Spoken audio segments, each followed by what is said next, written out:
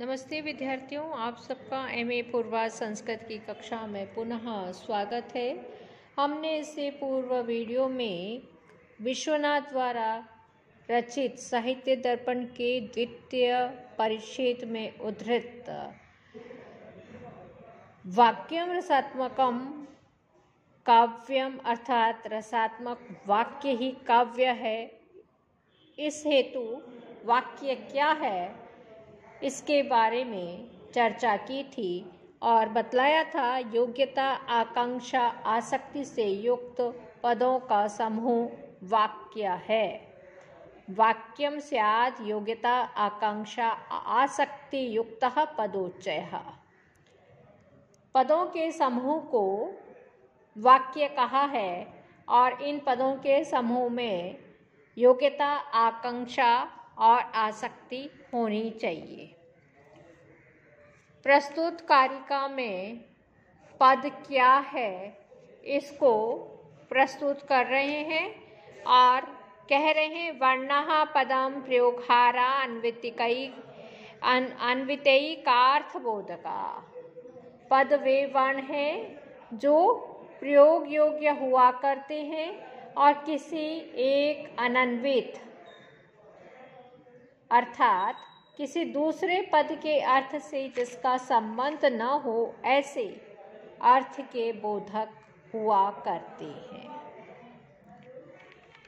उदाहरण के लिए यथा घटः, जैसे कि घट। घट वह वर्ण समुदाय पद है जो कि प्रयोग के योग्य है और एक अनन्वित अर्थ का अवबोधक है। यहाँ कारिका में वर्णों के प्रयोग योग्य कहने का अभिप्राय यह है कि प्रतिपादिक को प्रत्यय रहित प्रकृति मात्र को, जैसे कि घट, इस वर्ण समुदाय को पद न मान लिया जाए।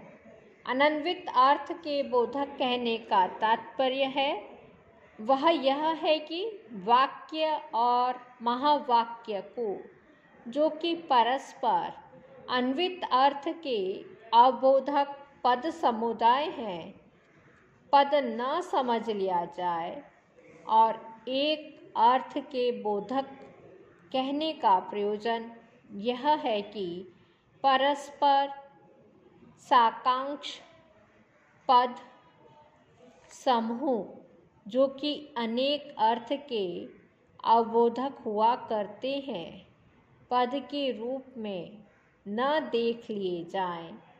साथ ही साथ अरबोधक वर्णों को भी पद कहा गया है। वह इसलिए जिससे कि क, च, ट, त, प इत्यादि निरर्थक वर्ण पद की श्रेणी से बाहर गिने जाएं। पद जिस अनन्वित एक अर्थ के बोधक हुआ करते हैं वह अर्थ 3 प्रकार का होता है। पहला वाच्यार्थ, दूसरा लक्ष्यार्थ, तीसरा व्यंग्यार्थ।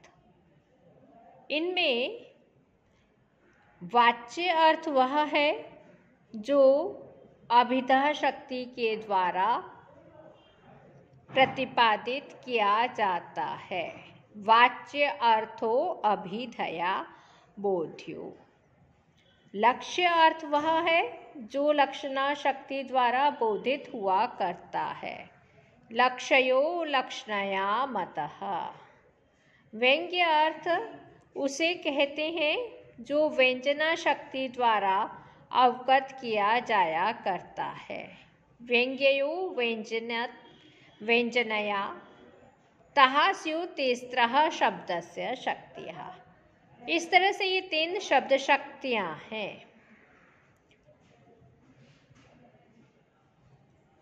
अब स्पष्ट है, पद वे वर्ण समूह हैं जो कि प्रयोग योग्य हुआ करते हैं और किसी एक अन्वयित अर्थ के बोधक होते हैं और इन अन्वयित अर्थ का बोध 3 प्रकार से हुआ करता है: वाच्यार्थ, लक्ष्यार्थ और व्यंग्यार्थ। इस कारिका का यही भावार्थ है। आज हम यहीं पर समाप्त करते हैं। पुनः मिलेंगे। धन्यवाद।